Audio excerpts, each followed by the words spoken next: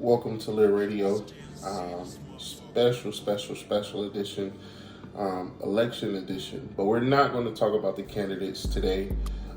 Those guys get a lot of press, and girls, the Libertarian Party, they're with their representative in this year's election. We're going to focus on Michigan, our home state, and the two ballot measures on this year's ballot. The two initiatives, rather, and these vary election to election. Some years there is a ton of them. Some years there's only two. Some years there's only one, right? This year, obviously, they say we got two really important ones, two constitutional changes. One is going to be more dire than the other, in my opinion, but both are very important. I'm going to just come out and say it. You should vote yes for both, in my opinion.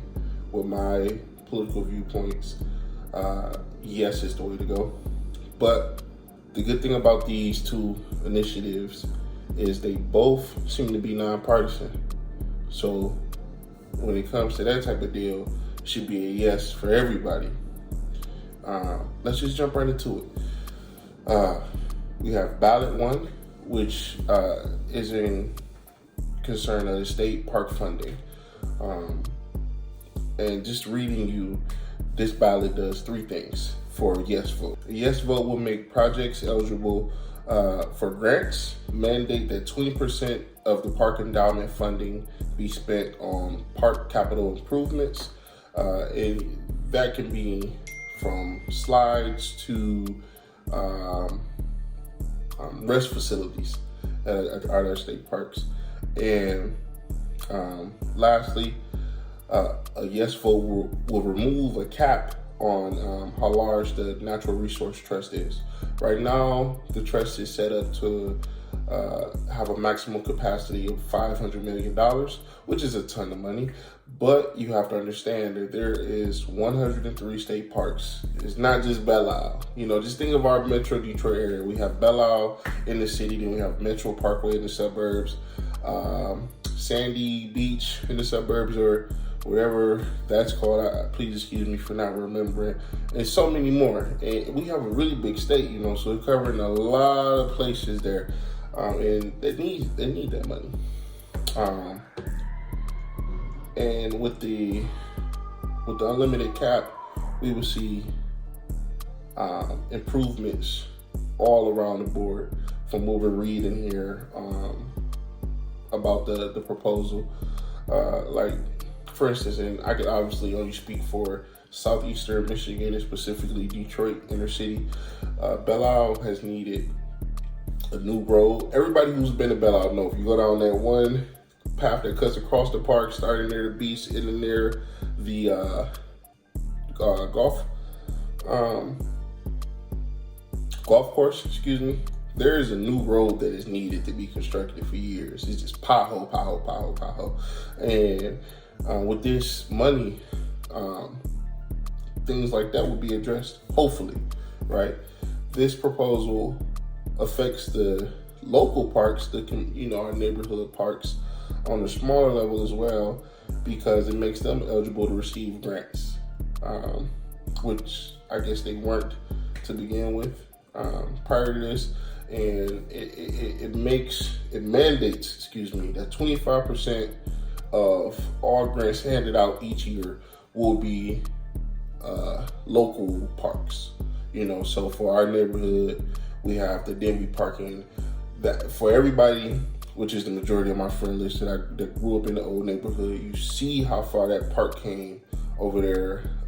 That's parallel to Denby High School. In that park, you saw there are 6 rims up now, a staging area, a shed, a beautiful pathway, that you can ride a bike, just keep going around and around and around.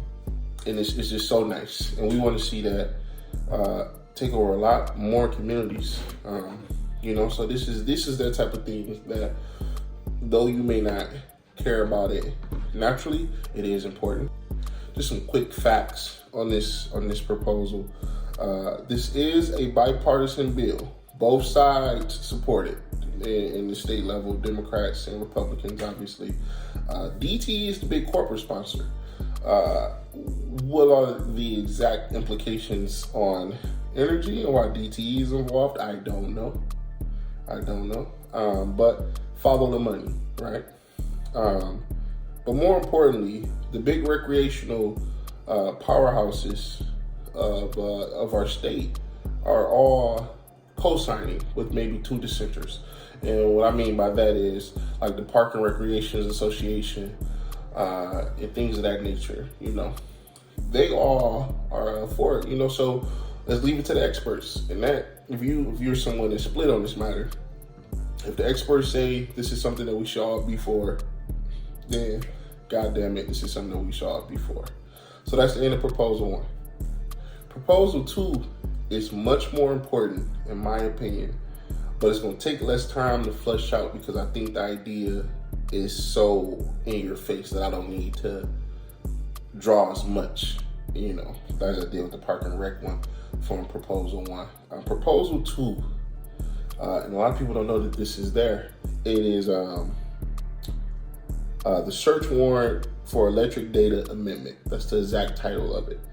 A vote for yes for proposal 2, a yes vote, will support the requirement of a search warrant to access anyone's personal electronic data, electronic communication. As an American, you have a Fourth Amendment right against unreasonable searches and seizures. And for an officer just to come up and confiscate your phone and possibly be able to go through your call log, I find very unreasonable. A no vote here makes this unreasonable search a possibility. A no vote or no vote. A no vote or no vote. You hear what I'm saying there? If you vote no, you for officers having the ability to stop you, gain access to your phone, and see your electronic communications. And if you don't vote, that's the same as saying no, because we don't know how this is going to turn out. This is the thing about this proposal. It is very controversial. We don't know who exactly is supporting this amendment, who's the donors, any lobbyists, like we know for proposal 1. So in that, we don't know how the vote is going to turn out. It's very, very, very important that you protect your fundamental rights, right? And now you may ask, well, if there's already a constitutional amendment against the unreasonable searches and seizures, why is this even up for discussion? Because you have the textualists out here in this world who take the Constitution at its word as it was written when it was written, right? But there's no way that our founding fathers foresaw what technology was. Just the advent of communication that wasn't a letter sent through the postal service, right? So these type of issues are going to come up more and more and more as we get older. Our generation, this tech generation that we have, and for our state personally, this is the first step to ensuring that we are still protected under the Constitution from unreasonable searches and seizures of everything, and to compare this, right?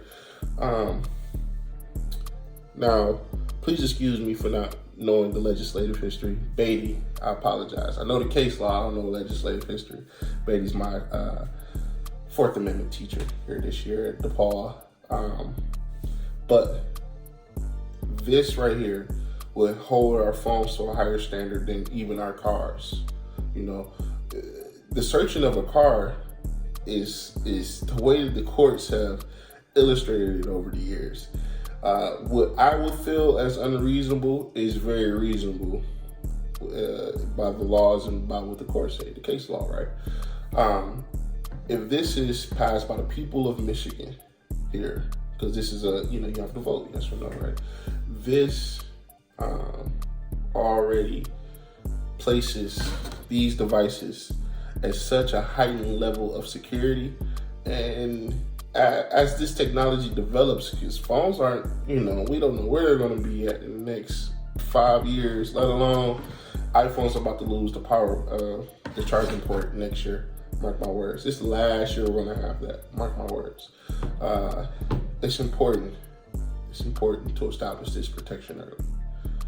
I hope I didn't blabber on for too long there, but connecting the dots fully.